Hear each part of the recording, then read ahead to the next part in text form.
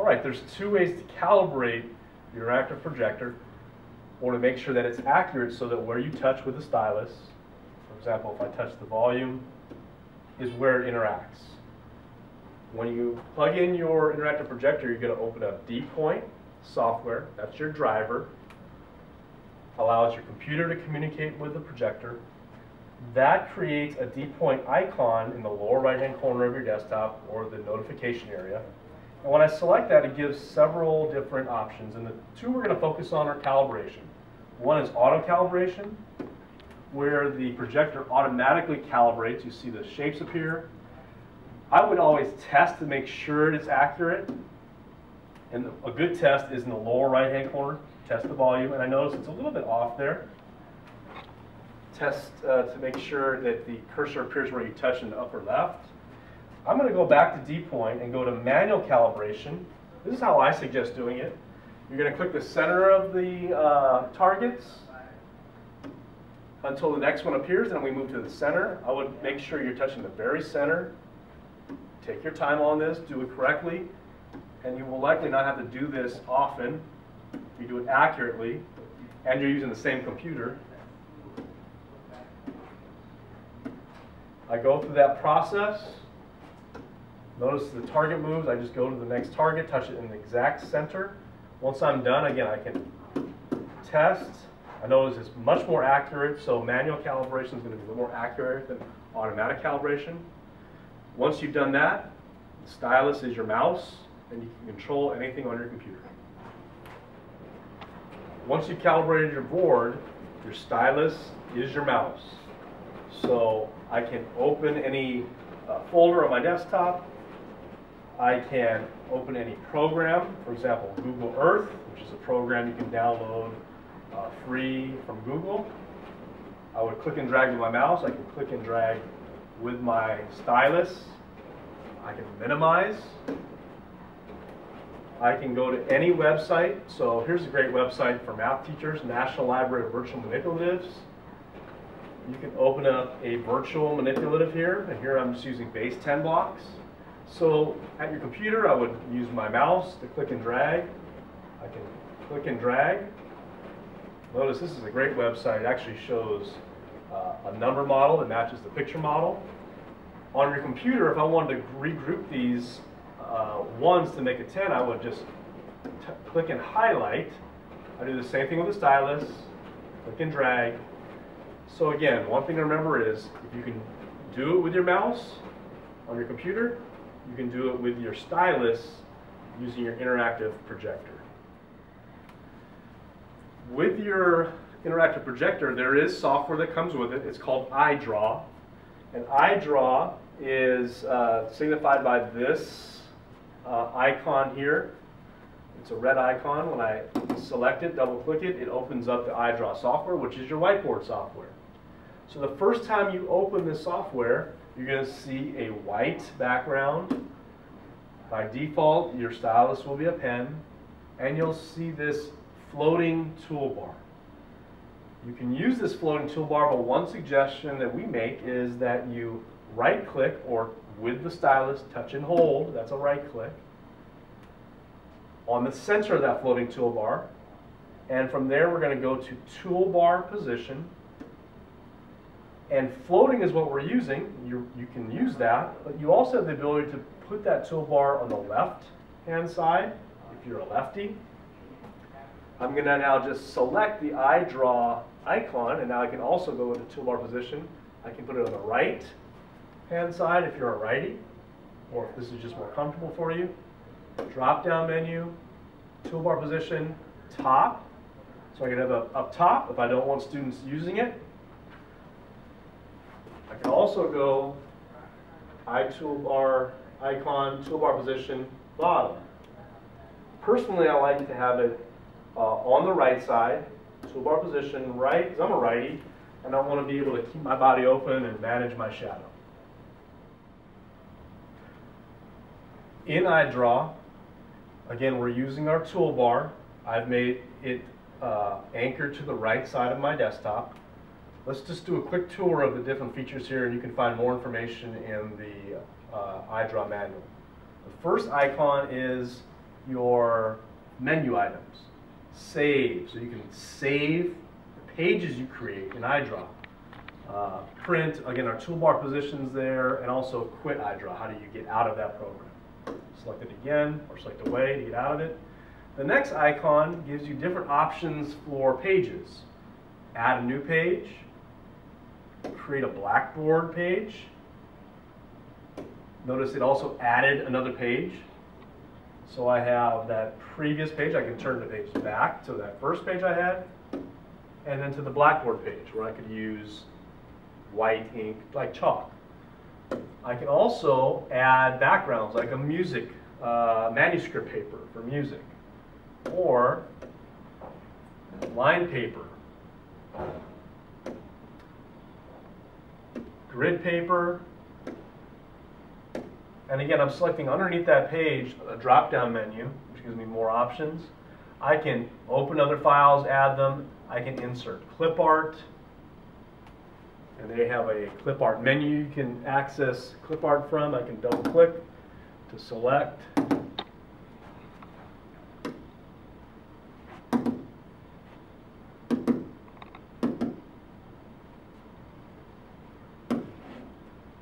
Add it to a page. I also have what's called Windows mode, so while you're in iDraw, I can go back to the desktop or other programs I'm using. That also gives you these side tabs, which lets you go back to your iDraw whiteboard. We'll get into Windows mode a little later, what you can do with it. Then you have your different pen colors. So this is where I select pen color I use. I can choose any color I want, so I'm going to go to white, and I'm going to go back to that Blackboard page. Notice I'm just turning pages, and now I have white chalk over a blackboard, a green blackboard. So I have colors, I have pen thickness, and it does it on a scale of 1 to 10, 10 being the thickest, and 1 or 2, 1 being the thinnest. Then I have drawing tools, so I can use a pen, a paintbrush. Paintbrush is just a more of a stylized line where they have variable thickness. Shape tools, line tools. Click and drag to create your lines. And of course, I have the erase tool, which lets me erase selected objects as I touch them, or I can erase everything all at once, delete all from the page. Of course, I have the navigation, and an important tool is this select tool. Whenever you select a pen or a shape tool, the select tool lets you turn your stylus back into your mouse. This icon here is your view of pages you've created so far. So we have 6 pages, and this gives you a thumbnail of each of those pages. And then there's a zoom in, zoom out, different options for that, and also, and finally, a recording feature. The recording feature we'll get into later, that you can explore on the manual, lets you actually do either a sound recording, a video recording if your computer has a video device, or a screen recording, so you can capture your lectures and share those. Okay, let's talk about a few ways to add content to your iDraw pages. So you notice I have my toolbar on the right. It shows me a counter of what page I'm on. I'm on page 1 of 7. I can also confirm that going to my view note list, where it shows thumbnails of all the pages I have. I'm on 1 of 7. So the easiest way to add content is to make sure in the drawing tools your pen is selected. I choose a pen color, and I'm just going to choose black, and I'm going to choose a thickness.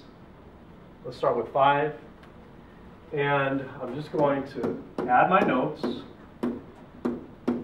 Of course, it doesn't do anything to clean up your handwriting, as you can tell. My handwriting isn't the neatest. I'm actually doing this on September 4th. I pick up a pen and I write. Notice when I turn off that pen tool and I use the select tool, now that becomes, each of those notes becomes an object that I can move or manipulate. I should be able to highlight everything at once and move it at once. I'm going to turn the pen off, highlight. So ink is, using ink is the easiest way to add content. I'm going to turn to the next page. Notice I have my blackboard here, or my green board. I'm going to choose a color that shows up.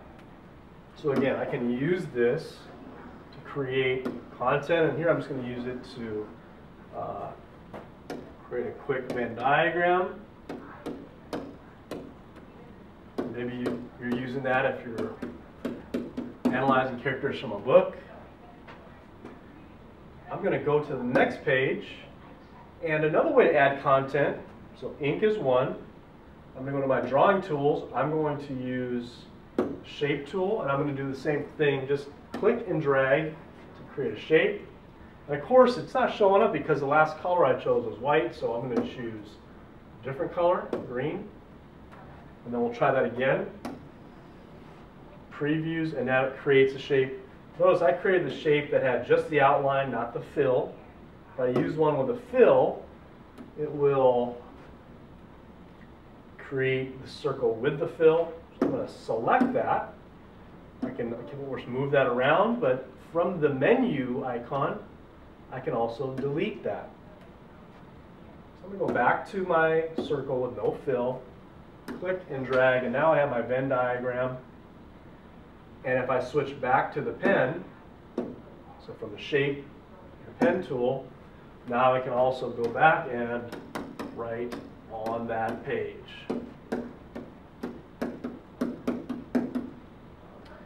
Turn the page again. I'm actually going to turn to some grid paper.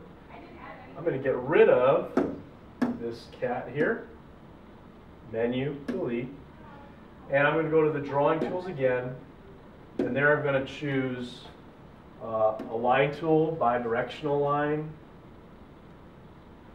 I'll do it vertically as well. And I notice one of them is a little bit off, so I'm just going to move it slightly. Okay, so I can use this for mathematics. Go back to my pen tool, and maybe I'm going to use a thinner line, especially for you math teachers. This might be something that works better for you, where we're in drawing lines or making notes on that background. So we've talked about ink, talked about shapes, and a final way to add content, we're just going to go to this top icon where I was able to add pages and backgrounds, and we're going to go to clip art. And again, in clip art, there is a folder with categories. I can expand or collapse that little arrow. I'm going to go to the category I want, and here, let's just go to fall, and I can add a piece of clip art by clicking and dragging that onto the page, and then I can close that out. So pick up a pen and write, use shape tools, or add clip art. All right, so we've talked about how to add content to an iDraw page, and you can add as many pages as you want. Once I've added pages, and here I have, I'll go to my notes preview, I have 7 pages. I can then save that by going to the iDraw menu, save as, and I'm going to put this in a folder. I've created a folder, and actually there's a default folder in my documents under iDraw projects. It gives you a default name, a number, we'll keep it with that, but you can also change it. But I can save that so I can prepare a lesson at my projector ahead of time, or when I'm making notes with students, save it to look at later on. You can also use some iDraw tools when you're not in iDraw, but when you're on your desktop. To do that, we're going to go back to our toolbar, and we're going to go to the Windows options. If I go to that drop-down menu, it gives me 2 options, Windows mode and Intelligent mode. Windows mode, when I select it, notice it's going to take me right to my desktop or any programs that were open. So for example, I can go into my base blocks and I can be teaching here, and in this particular activity I match up to subtract. It shows that there. Do the same thing here. Again, I'm just using my stylus as the mouse. I can model that concept to students. Then I have these sidebars. You notice there's one on the right and there's also one on the left. And in Windows mode, it gives me these options. I can go back to iDraw, or I can capture the whole desktop. Select that. It's a picture of the whole desktop. So now this image, let me turn off that drawing tool, is on that page. It becomes a background. I'm going to go back into Windows mode, or I can select just a portion of that page. So what I'm going to do is add a new page. And in Windows mode, I really like this area capture because when I select it, it lets me crop the image that I want and send it into iDraw. When it asks you, do you want to continue, if you say yes, it's going to let you take another picture. I'm going to say no because I took the picture I wanted, and that goes into iDraw, and here it is.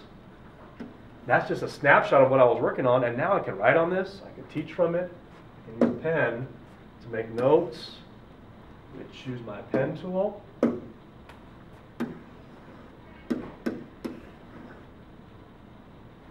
And make any notes that I want on that page. So that is the window mode. Now, there's also intelligent mode. I'm in intelligent mode. That gives me a whole different set of options. This gives me some ink options. So while I'm actually on the page, I can make notes. I can show that this 9 corresponds with this 9 here. And it gives me other options to either erase an area or clear all of my markings from the whole page. So in that way, regardless of what software I'm in, I can use those pen tools. Let me do this. I'm going to get out of that mode, select object, and again, go back into Windows mode or intelligent mode and make my annotations.